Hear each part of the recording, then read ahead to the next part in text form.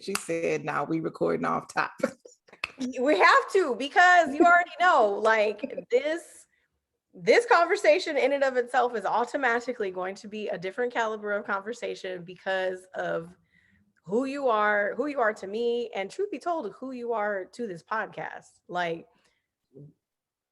everybody who's listened to this podcast, everybody who's been interviewed to be a guest on this podcast knows that I always tell the origin story of this podcast, which is I was at a time in my life where I was spending a lot of time in my car. And one particular day, one particular friend of mine said, "Say, friend, you know, there's this app and you can record a podcast from anywhere. You don't need a studio. You don't need a special microphone. You can just use your phone." And that was literally like the origin of what has become a podcast and has been podcasting for a couple of years now. So yes, it's kind of a big deal. You know what I mean? It's kind of a big deal that I get to be able to have you as a guest here. And so, yes, off top, we're recording everything. You know what I'm saying? I'm not trying to leave anything out. I don't want anything to be forgotten. And plus, it gives me a lot to work with when it comes to editing. So Really? No pressure. No pressure. But yes, I want to get started and just dive right in and give you the floor, the stage, the mic, the camera, and introduce yourself to the listeners. And by doing so, I'd like you to share your name, where you're from, and what you stand for. Well, my name is Alexandra. No, I'm originally from Los Angeles, but I have lived in Texas for 13 years now, which blows my mind a little bit every time I say it. And I stand for helping people to self-actualize and become their most authentic selves, and that includes me. Now, how long does someone need to be away from their place of origin and still be able to claim it as the place where they're from? Is there a limit on that? I mean, the way words work, you'll always be from there. If you still represent there may shift, I suppose, particularly if you relocated when you were young. So like how deeply into how deep how deeply you had gotten into the formation of self may be a determining factor. I think that's fair. I have a sister who was born in Utah, and she's the only one of us who wasn't born in California. And she lived there until the age of 2, almost 3. So I would say, you know, while she technically originated in Utah, she's from Southern California. Absolutely. That's truly a technicality.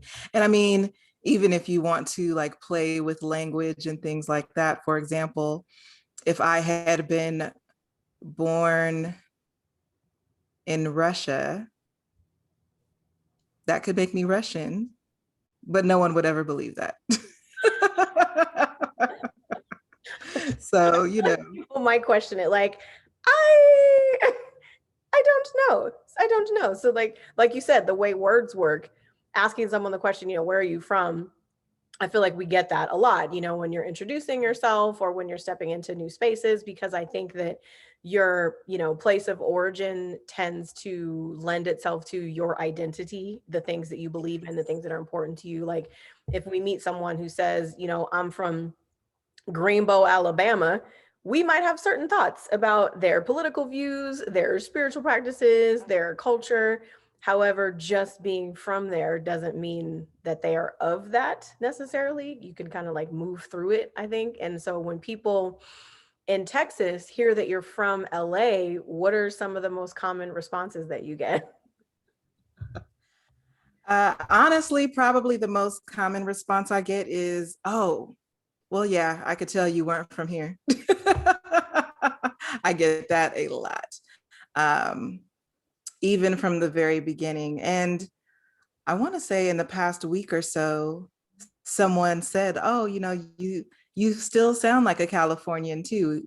And again, I was an adult when I moved out here. Right. It was like an individual move, not a family move. So um, in my mind, my accent was pretty much set. My mindset was pretty much set. Of course, I've grown and evolved, but as far as I can tell, I still sound the same as far as like accent goes. Now, I may sound a little different in terms of mindset, but yeah, I mean, I'm still Cali through and through, I think.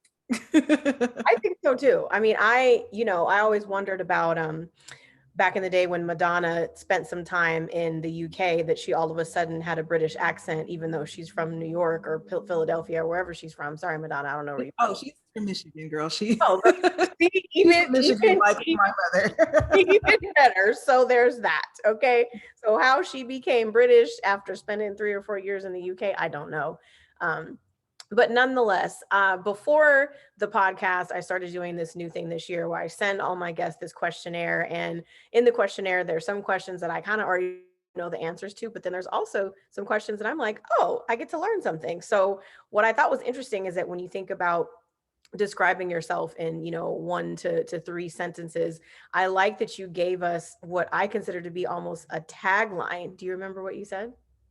And a part of me, I looked it up earlier and I started to try to be slick right now, like, oh, wait, let me try to pull that up. But you got to it more quickly than I could. And what was interesting too, as I was filling out the questionnaire, I know a lot of people have set, um, bios or just like a script that they typically pull from when they are asked those questions. And even when people ask me for business advice, I would recommend that they do that. However, at this point, I haven't done that and I haven't been doing that. So sometimes when I get these questions, I'll be kind of speaking from where I am in that moment, which makes it no less authentic. It's just um, not pre-planned.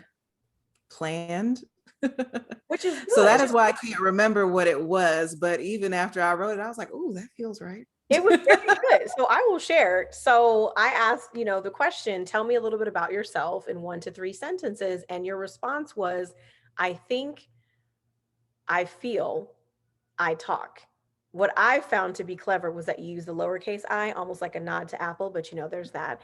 And occasionally write as a result of this feeling and this thinking and this talking.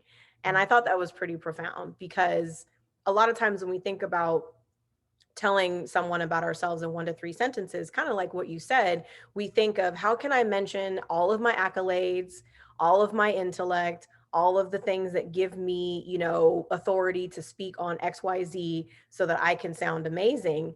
But I like that you really just gave me what I consider to be a tagline, which is very telling, because when you identify yourself as someone who feels as well as someone who thinks and speaks and then writes from those spaces, I think that tells people a lot about who you are. And when you look at how you show up in the world and what you stand for as being a guide for other people, I would want a guide who is a feeling and thinking person, not just one or the other. Yeah, I love that response. That was pretty good. So you did good. Your past self took care of your future self with your response, which I appreciate. Go me. Go you. Exactly. Go you. So when I think about what also makes this conversation unique is because we've known each other for over 15 years, because each time I think about it, I'm like, I've known Alexandra for about 15 years. Then like another year goes by and I'm like, okay, it's more than that. Because we're getting older. I guess that's also happening. There are. Have It's birthdays coming up in the birthday's whole coming up. time. Exactly. So with that being said, before the podcast, I asked what's something about you that most people don't know. And your response, again, I was like, did I know this? Or am I just being reminded of this? Can you tell us what that is? I definitely can. And I think this surprises people for a lot of reasons. So the kind of tidbit is that I am ordained. And I did that because I wanted to be able to perform weddings for loved ones, particularly queer folks, because finding someone who respects and understands and just honors that union, particularly if you are Black or Brown or otherwise, a person of color, it can be challenging. And so I did want to be able to do that. And the reason most people would find that so shocking is that I've never self identified as Christian. And as a matter of fact, I identify as Buddhist. So very counterintuitive. But for people like yourself who do know me and know my heart, it makes sense that I would want to provide that sort of safe space for people. Agreed. Agreed. And it stood out to me because exactly what you said. It's knowing your heart, knowing who you are, knowing what you really stand for. It's actually amazing because so few, particularly queer folks who do decide to get married, are churchgoers necessarily or a part of any type of organized religious entity that could give someone authority to ordain or facilitate, their marriage. And they kind of end up going to the courthouse, or maybe they ask a friend or something like that. So now I was like, I have a friend. Haha. I have my own personal And phone line to someone who can ordain things. right. And the challenge is that because I've kept it so close to the vest, a friend who got married a couple of months ago did not know. And, in hindsight, they and also I kind of wished they had known, but, you know, self disclosure is also a work in progress. This is true. This is true. I know you mentioned birthday coming Mhm. up, and I know we are officially in Gemini season. And what I also, again, I'm telling you, these questionnaires, I'll be learning things about people that I did not know, or I'm just reminded of things. So another question I like to ask is, what's your sun, moon, and rising sign? And you, being my abundantly intellectual friend, shared not only your Western astrology, but also your Vedic astrology, which I found to be kind of interesting. I noticed that you are a Gemini sun Mhm. and your moon is in Sagittarius. My Yes. moon is in Sagittarius. Yes. So Some of the mutual apps that we use they're like, oh yeah, you and Keyshawn are quite a bit alike. quite quite similar in several ways. And I also saw the Scorpio and the Taurus, in your Vedic chart. So now that it's Gemini season and people are thinking Gemini and they're feeling Gemini energy, what would you say is one of the biggest misconceptions about Geminis? Well, I guess this is probably a misconception about all signs truly, and that is that, everyone falls neatly into the box of whatever that sign is. But because there are so many, not just aspects of our chart, but also, the nature versus nurture argument. So people's life experience also is a huge determinant of who they are. Mhm. So people like to flippantly refer to Geminis as having split personalities and things like that.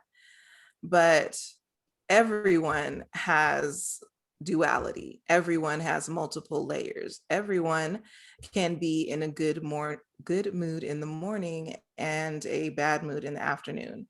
So that I would say that's not inherently a Gemini thing. Um, and furthermore, Geminis are not the only dual sign.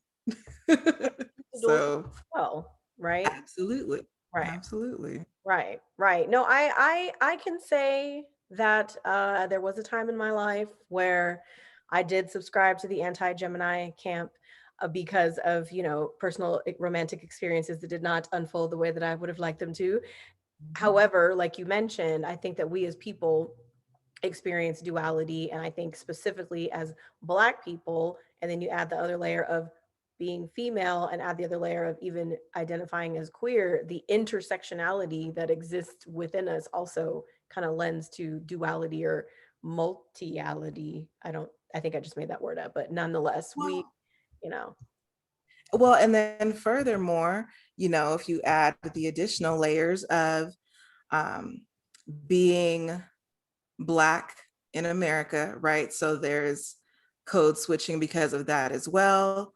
Um, if you happen to identify as a woman, or basically if you identify as anything other than a man, you often have to switch gears because of that as well. You have to figure out when to be more assertive versus when to be more delicate. Even thinking about work communications, there are so many times I can think of where I communicated in the same way that my male colleagues did, but because I am a woman, I am Black, I am young in the face, people did not receive those communications positively. Mm-hmm. So it's just always that, like, how to move. And so that can be, again, based on your physicality, that can be based on your personality, that can be based on your, astrology. Just so many factors come into play. Agreed, agreed. And like you said, I think anyone who is not a white man is considered other and therefore, assumed not to have the, I guess, permission or even privilege of expressing themselves in certain ways or showing up in certain ways, or even elements of their personality have to be suppressed in order to be accepted or included in certain spaces. And it's interesting to me when I think about the fact that I believe there's more of us others than there are of them, but yet Oh, somehow they're still the majority, but nonetheless, or they get all the props or whatever. They get oh all the yes, we're called the minority. right, even though there's more of us. Yes, statistically, mathematically, logistically, that is an inaccurate statement. Yeah. Also, it kind of just lends itself to like the delusion that exists within that percentage of people. So, with that being said, I know that you are a creative, and I Mhm. know that you also have a full-time job or a day job. Do you find yourself having any difficulty continuing to create while maintaining this full-time career? Several years ago, I made a conscious decision to step away from, I won't say my creative side, but from a significant aspect of my creative side. I self identify as the writer as a whole, but I found myself deeply in the specific niche of poetry, particularly performed poetry. Uh, some people call it spoken word, but of course now that term has gotten tainted a little bit. Uh, and so when I made the decision to step away from that, and it was largely because of a lot of the social aspects of it, um, because I personally can be a very black and white, cut and dry, you know, there's no in between person. It resulted in me um, taking a hiatus from being creative as well. I happen to be a person, like, I'm the type of person when I was in school, and I mean, technically, I'm still in school. That's another conversation. But I'm the type of person, like, I loved English, but I also loved math. So, and that still kind of summarizes who I am. I have a degree in logic by definition, it's in philosophy. Um, but because I am a creative, I'm a creative thinker. So that allows me to find creative solutions to some of these, logistical issues, which serves me well professionally. Um, Severing ties with that social circle meant starting over in a lot of ways. And so even relearning how to make friends outside of those contexts. Um, and also reacquainting myself with myself, Mhm. particularly given at that time I was early transitioning into mid 30s. And I had also moved into a new city just across town, but the town that I moved from is very culturally different from the town I moved to. So that was an adjustment as well. They're both cities, not towns, even though one claims to be a town, also another conversation. Um, so it's really in the past year that I have been reestablishing what being a creative means for me. Um, and I'll pause there. I won't jump ahead. Okay. I love my friend. She's like, you know where I can go with this, so I'm gonna give you your chance. Oh, no, I appreciate that because I think that oftentimes creatives feel like being able to participate wholeheartedly in both their creative work and maybe their, I won't say non-creative work, but the other work that they do, because some people do have the privilege of their creative work being their profession, so that they don't have to necessarily divide themselves or divide the time between the two. And sometimes people have jobs that are, crushing their creativity because they're stressful or they consume all their time. So the idea of trying to carve out time to be creative doesn't necessarily show up for people the way that they would like it to. So taking a hiatus from the performative aspect of your creativity, served its purpose for the time that it did. However, recently, speaking of this upcoming birthday, I noticed that you launched a exciting creative project that I would like you to tell me a little bit more about. I am happy to. So I, as part of the exercise of placing less pressure on myself, I cannot speak to, what will this turn into? What will this be? What's coming? Mhm. The immediate project, the task at hand is that I have been doing a 40, okay, it's a 40 and 40 exercise. Mhm. So it's 40 reflections in audio form that are being recorded in the 40 days leading up to my 40th birthday. So I guess technically it's a 40 and 40 and 40. The overall, it's a podcast, is called Two Score and Years to Go, because I'm a nerd. So Clever. don't So clever. I feel love it. not necessarily giving like props to the person who is the main reason that people in this day and age know that score means 20, but um, words are fun. So to score and years to go, because of course, I don't know how my story will play out, but I like to think that I have years to go. And again, the immediate project is this 40 and 40 series. At this point, it might even be limited release, where after the 40 days are up and I'm in my 40s, it might not be freely available. So if a person is curious, they should probably try to start checking it out now. I would strongly encourage you to. What I like about Two Score and Years to Go, one, it's just the clever title. Like when I clicked on it, I was like, that's my friend being clever. Okay, y'all don't know what a score is? Look it up. She just told you, do the math.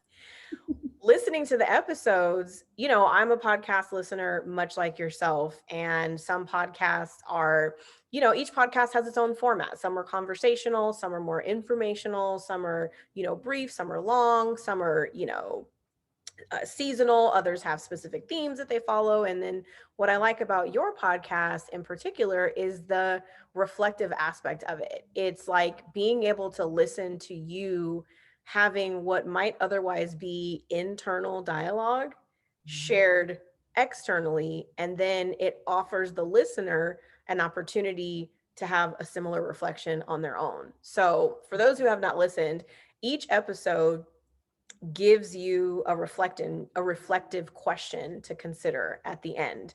And some of the episodes I listened to while I was in the car, and I was like, dang, I got to pull over and think about this. Hold on now. Let me consider that, and you're so transparent and vulnerable with your own experiences, and also really responsible when you give the listener like a heads up, like, hey, I'm going to talk about diet culture. Hey, this conversation might specifically be better for adult listeners, while also offering a little bit of your own perspective.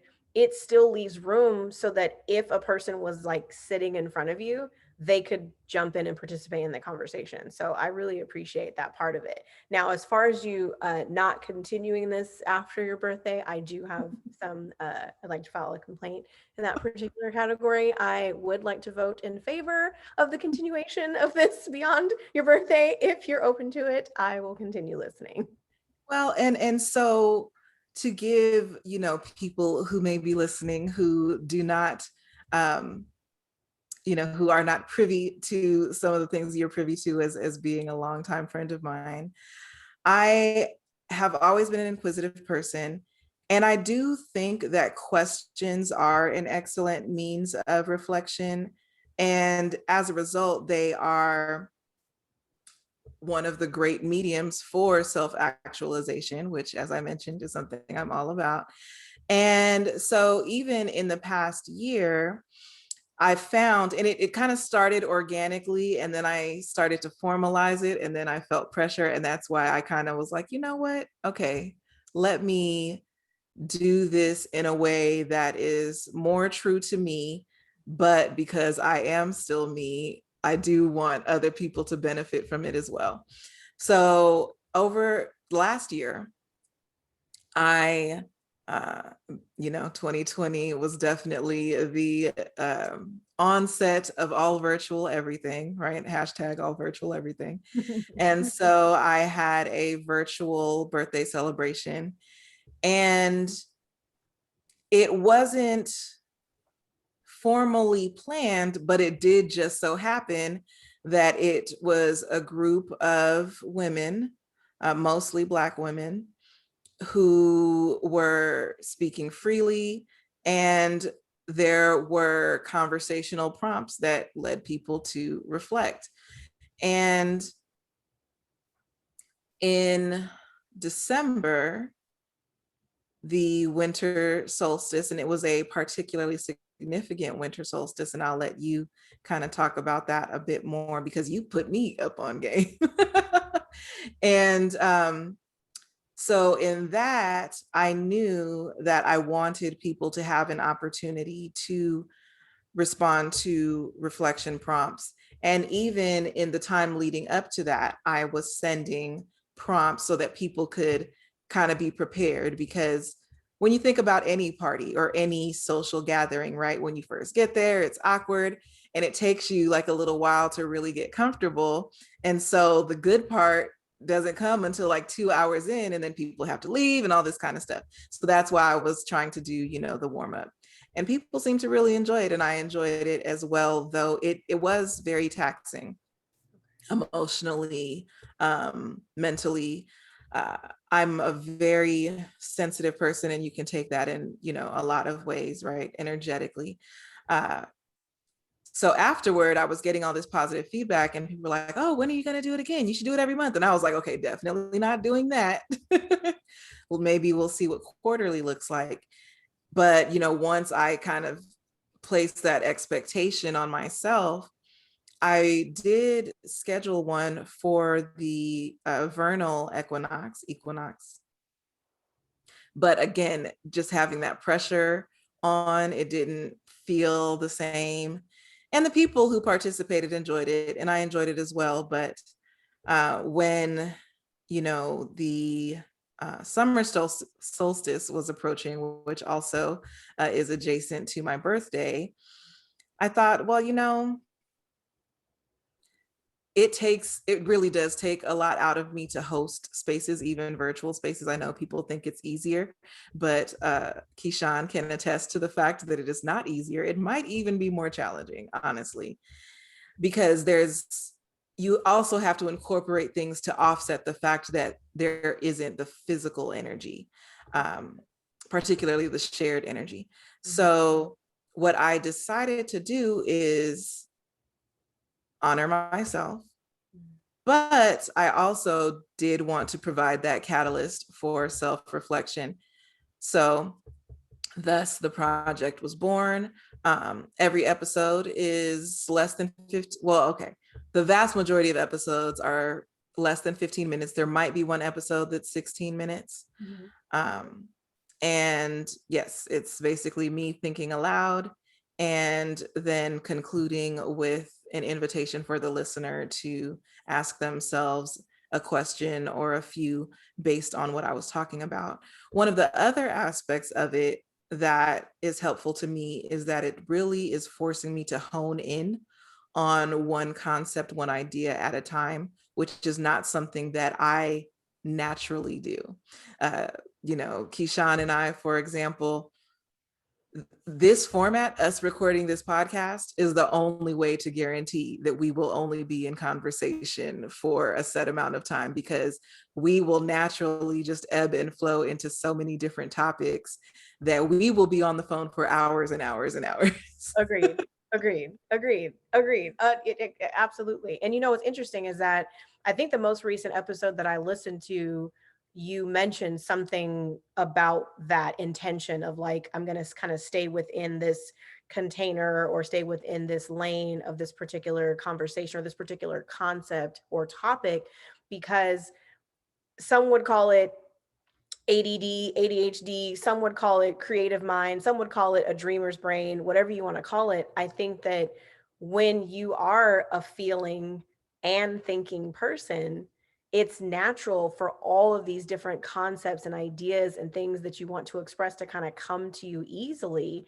And it's only when we need to format it and we need to present it to other people that we typically consider, okay, let me make sure that I kind of finish this point. Let me make sure I complete this thought. Let me make sure that this idea is kind of imprinted. However, when it's inside of our minds, ain't no organizer in there. Ain't nobody filing things and putting people in barriers. It's just like a madhouse. And it's interesting because I was recording a podcast yesterday with a guest, and it's just amazing conversation that I had with them. They actually have a cognitive diagnosis that speaks to the reasoning on a physiological level why their mind operates in that way.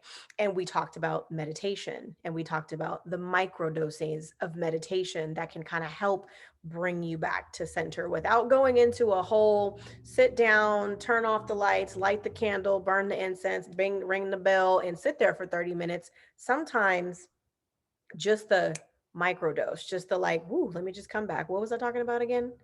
Let me get back to my point. So what I like is that while the episodes on the podcast are brief, they're just enough at the same time. You know what I mean? Because I can listen to one of your episodes in the shower, and that also helps me to mind the time.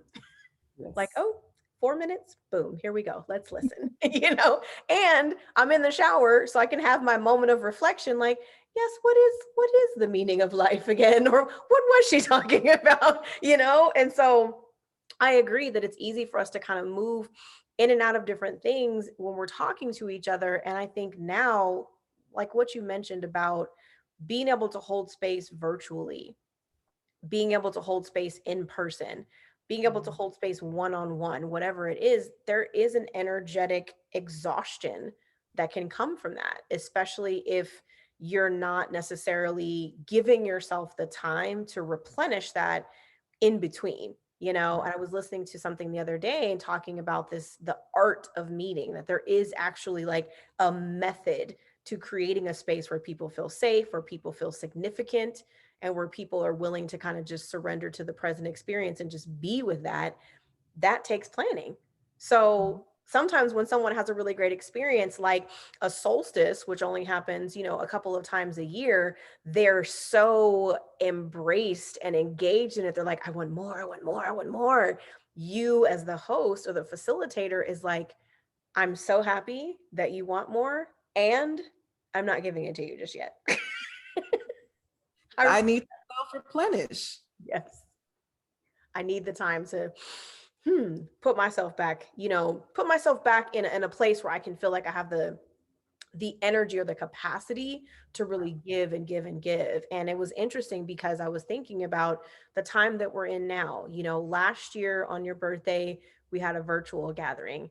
This year, now that are we calling this post COVID? What are we calling this time? It Because depends on the who test we was you're over, talking right? about.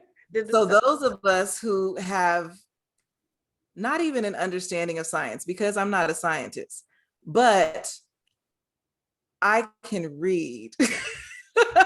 And in having read about past pandemics, epidemics, history, logic would dictate we're nowhere near the end. But the challenge with this particular circumstance is that, unfortunately, people stop talking about science and they start talking about politics. And I think that's what's muddying everything up. Mhm. And so to me, we are still very much knee deep in the pandemic. But I just knew that for my own reasons, like I'm doing a different work assignment, and that is demanding time and energy. It also is such that I'm not going to be in a position to take time off. Even though I'm not entirely sure I'm comfortable with traveling anyway, I'm not in a position to take time off. So again, there that kind of the recalibration that can come with travel won't be there either. Mhm. But I made the conscious decision that I did not want to host a gathering. But again, just the way my personal values and heart is set up, I knew I still wanted to like give something, but in a way that would not deplete me. So that was also a catalyst for this exercise. Okay. Okay. I can appreciate that. I can appreciate that. And I mean, you're right. I feel like well, I know we could have a deep dive conversation into politics versus science and feelings versus science and all the other elements that are kind of influencing the minds and actions of people right now. It's interesting because my birthday is shortly after yours, and I started getting the question, shit, almost a month ago, people saying, what are you doing for your birthday? What are you doing for your birthday?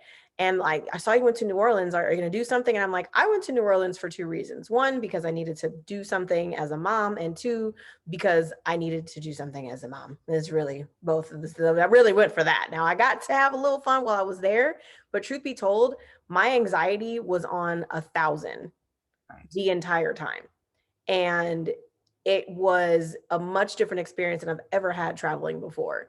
From the time that I arrived at the from the time that I got into the Uber that drove me to the airport to the time that I got into the Uber coming home, there was a sense of anxiety the whole time that it didn't allow me to really experience it and celebrate and lean into it the way that I really would have liked to. Right.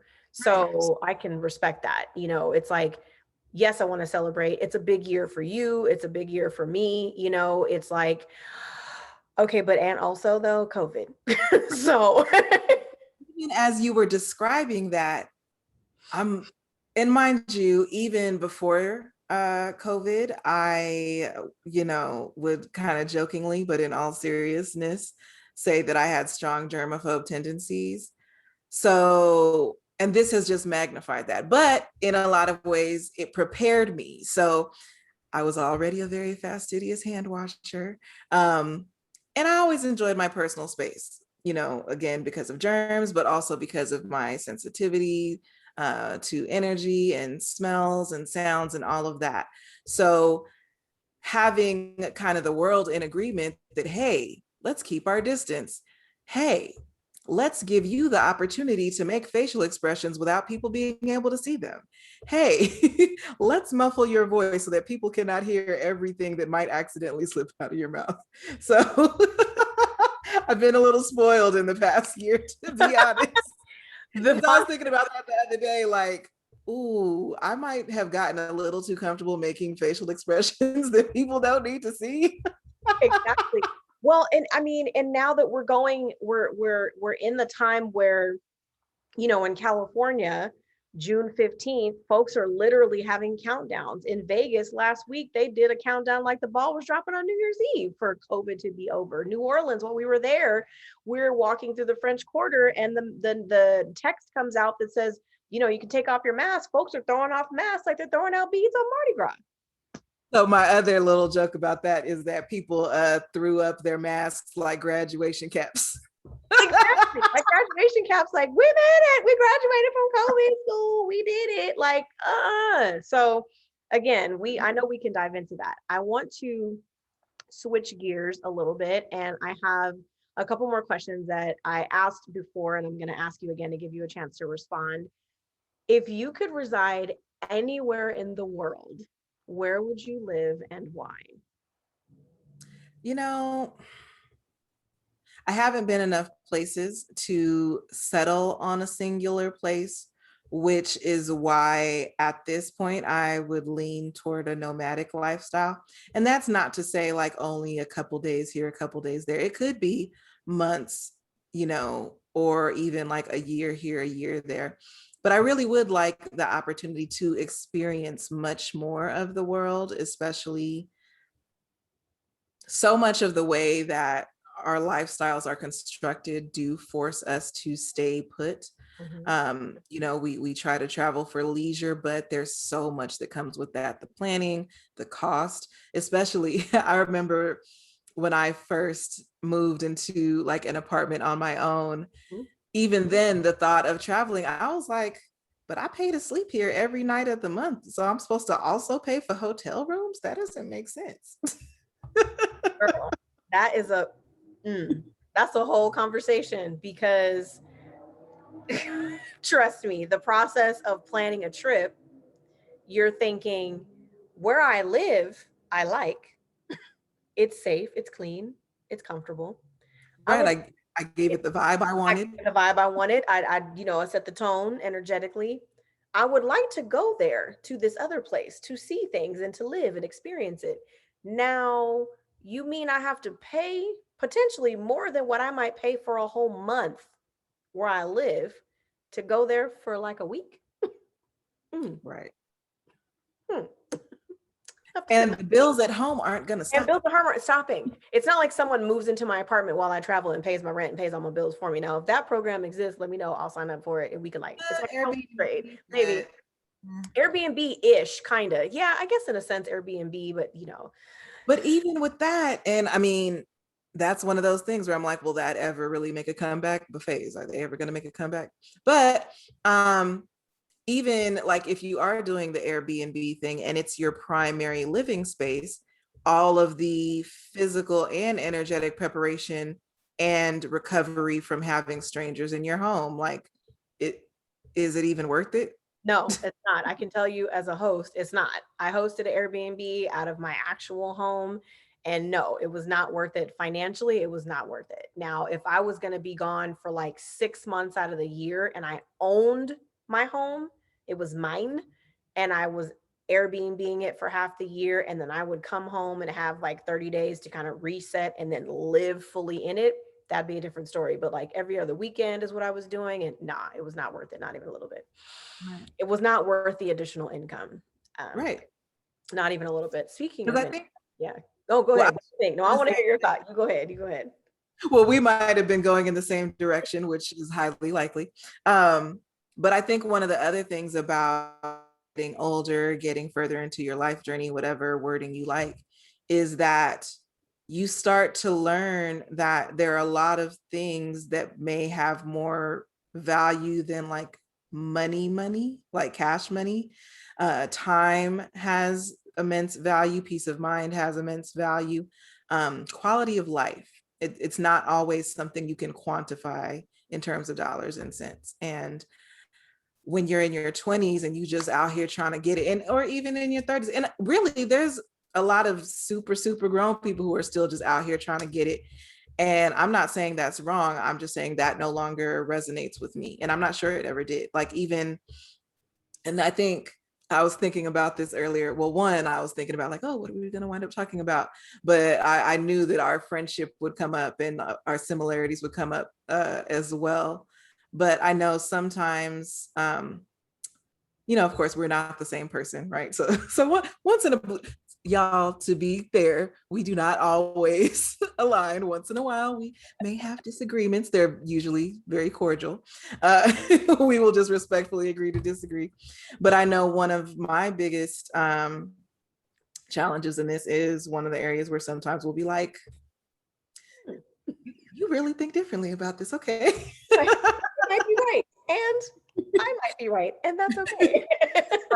But like the whole like, my skills, my abilities, my gifts that I want to share with other people, I'm still navigating just the overall, let alone the specific concepts around like collecting money for them, because it's like, how do you charge for that? And is it ethical to charge for that? But these bills don't care how I feel. So, so it's like all of those things.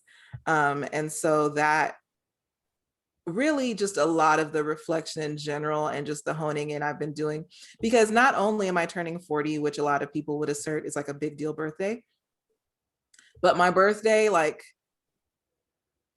this may not be mathematically accurate, but this is a euphemism that I use a lot. But 9 times out of 10, my birthday does fall during a Mercury retrograde. And I'm a Gemini. Gemini is ruled by Mercury. So I feel it when Mercury is in retrograde on many, many levels.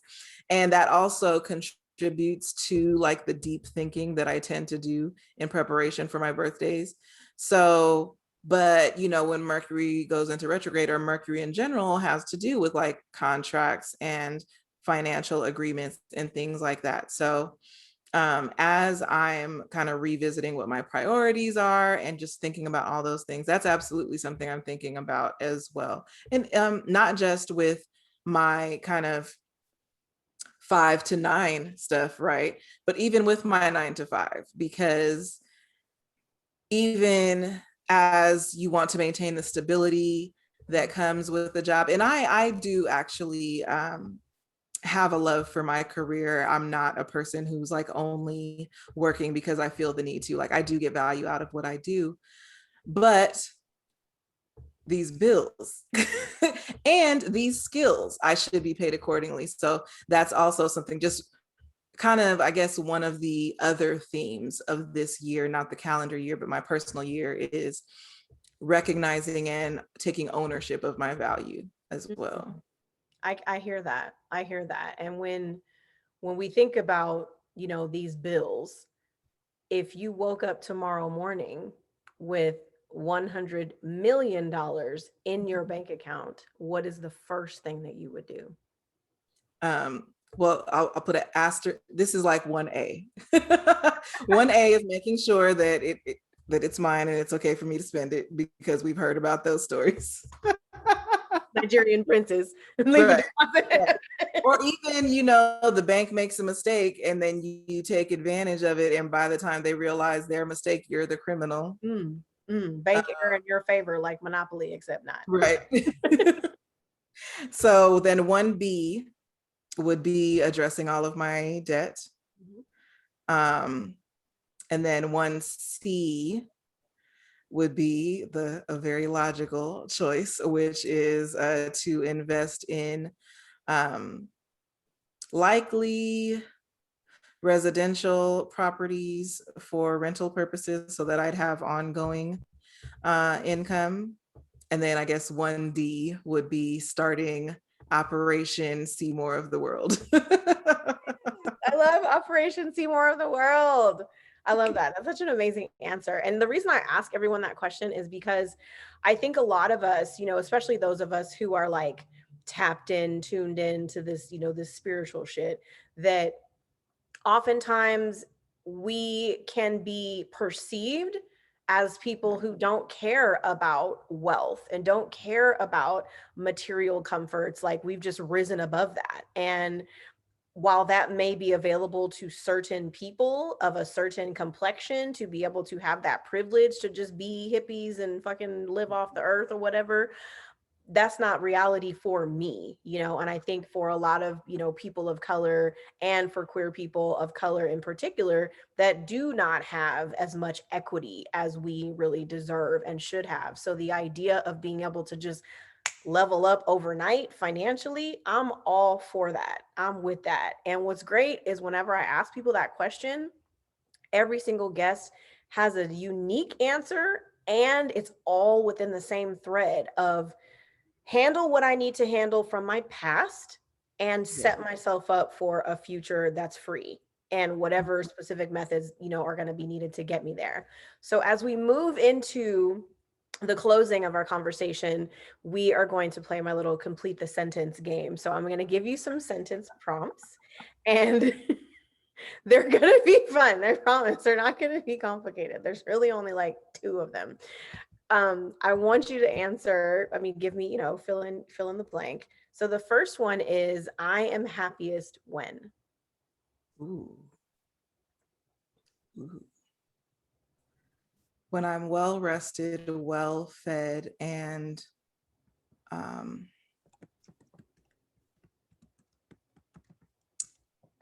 feeling peaceful. Mm. I know I'm fed up when.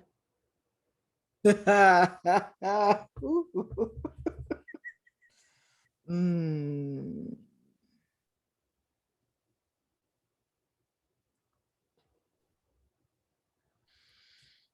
When I'd rather not even try to address it. Mm. Because 9 times out of 10, I'm going to try to fix it. I'm going to try to word it into oblivion. But if it's beyond that, yeah, man. Game over. Yes. I want to be known for my.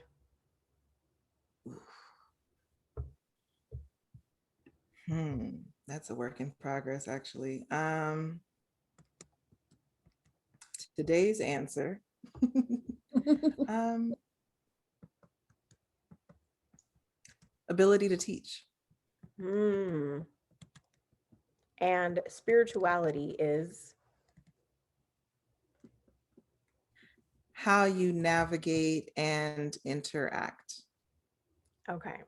The last thing we're going to do, well, the second to the last thing, because there's always something fun at the end, is that we're going to get into a time machine for a moment, and we're going to travel back. And when you step out of the time machine, the first person you see is your 16-year-old self. What do you say?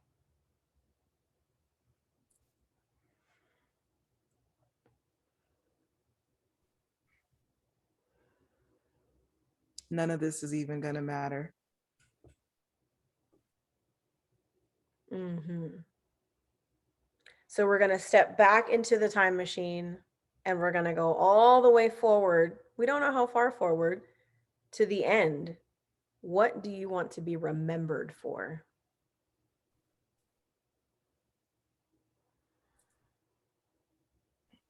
Having taught people how to having taught people how to be themselves, their best selves, Mm, whatever that means for them. I love that. I love that. And last but not least, I'm going to pull a card from my favorite. Well, that's not the, but this is the deck here. I'm going to pull a card from one of my favorite decks that I use for the podcast. I'm going to ask you to pick a number between 1 and 52. Let's go ahead with 40. Let's go ahead with 40. Hey. And I'm also going to pull the 5 because today is the 5th. So that's fun. 40. Mm-mm-mm-mm. I'm so excited that you're joining the club. It's really great in here. I'll just let you know. It's really great in the 40 plus club. I've never shied away from aging, and I never rushed it either. Like when I was and my friends were trying to like jump ahead or even tell people they were a different age, I wasn't on that wave. Right. I'm proud to be turning 40. I've earned every day and every grade, you know? So, Girl, yeah. I'm with that. All right. So the card for 40 is jackpot. The message is, do you see dollar signs? They're circling around you like a veritable cyclone. Everything in your aura is pointing to material gain. Do you want to manifest a new house, more love, a better job, a new life, maybe a bigger pocket, maybe Gucci, whatever? Bingo. Might be wise to make some room for that now. Look at that. I mean, that $100 million, you know what I'm saying? Like, we ready for all of that, bring it all here. And for today, June 5th, the message is baby steps, card number 5. Baby steps says, everything is baby powder fresh right now. It's new, it's exciting, and of course, you're not quite sure how it's all going to work out. But go ahead and take the first step. Okay. I will receive both of those. That 41 is a trip given what we've been talking about too. Yeah. Exactly. I'm here for that. I'm here for that. Yes, I'm here for all of that. Well, my friend, as always, it is such a pleasure to be able to spend time with you. And so I just appreciate you for making the time to, pay this little podcast a visit. And for those who are interested in connecting with you, can you tell us a little bit more about where they can hear your podcast and how they can find you? So here is what I will do. I will declare today that I will get my website going because I have the domain. I just need to put the links up. So you know what I'm saying? One step exactly. So by the time this airs, you will be able to go to Alexandra No I, ALEXANDRANOI.com. And there you will be able to figure out what you need to figure out in terms of how you want to, if you want to listen to me, if you want to read me. I don't use social media, sorry. Do you tweet? Are you tweeting? No social. None of that. And what people who meet me today would possibly never know is that I was an early adopter on Twitter. I used to be a tweeting son of a gun. And then, one day I was just like, you know what? Because you give a lot and you don't necessarily get it back. And then you, as a creative, you also are giving a lot away in that regard, and it's not being captured in your work. So that was a big part of that reasoning too. Understood. And then if people want to listen to your podcast now, where can they find it? Well, the goal is for there to be a link on the website. Okay. But if I didn't do my homework, one, figure out how to email me and say, shame on you. No, that'll get me fed up. But I guess the central location is anchor.fm/Alexandra No I. And then you can figure out which means is the best for you. Currently, you can listen through Anchor, Google Podcasts, Spotify. There's a few others. If your platform of choice is not there, you can also grab the RSS from there and paste it into your app of choice. Yay! Awesome. So yes, I'll be listening. So wait, how many more days do we have? But wait, you're gonna keep going after your birthday, right? Maybe. Possibly. If I do, okay, it will not be a daily format at all. It might even be a different format altogether. To be determined. To be determined. All right. You better listen now, is what she's saying. Better listen now. Get it in while you can. All right, friends. Absolutely. I love you. Thank you so much for your contribution, for your presence. And we'll be celebrating your birthday coming up soon, girl. Absolutely. Same. Oh, same. Okay, I'll talk to you later. Peace. All right. Bye.